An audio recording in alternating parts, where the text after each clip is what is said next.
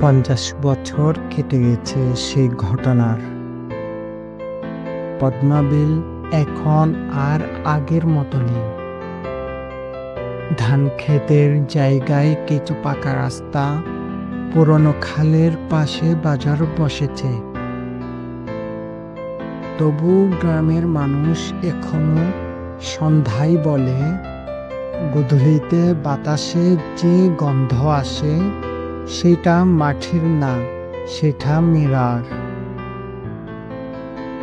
সেই গ্রামে একবার আসে অর্পণ, শহরের এক তরুণ ডকুমেন্টারি নির্মাতা।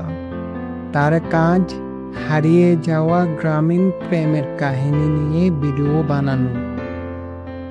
গ্রামে এসে সে শোনে মীরা আর হিমুর কিংবদন্তি গল্পটা।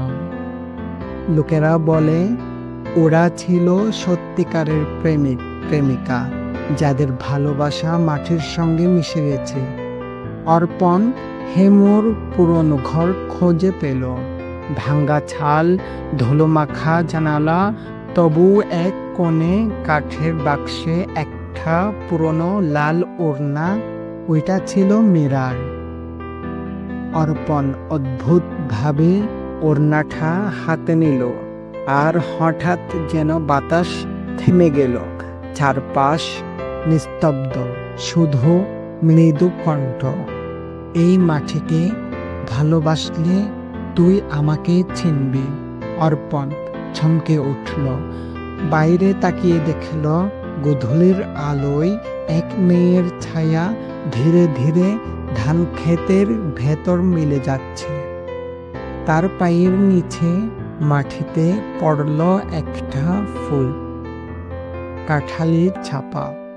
পরের দিন সকালে অর্পণ গ্রামের মুরব্বীদের বলল, আমি গল্পটা শেষ করব না, কারণ এই গল্প শেষ হয়নি। সে মীরার জায়গায় একটা ছোট পলক বসালো। গোধূলির প্রতিশ্রুতি, ভালোবাসা কখনো মরে না। তারপর থেকে পদ্মাবিল গ্রামে এখন প্রতি বছর গোধূলির সময় মাটির উৎসব হয়।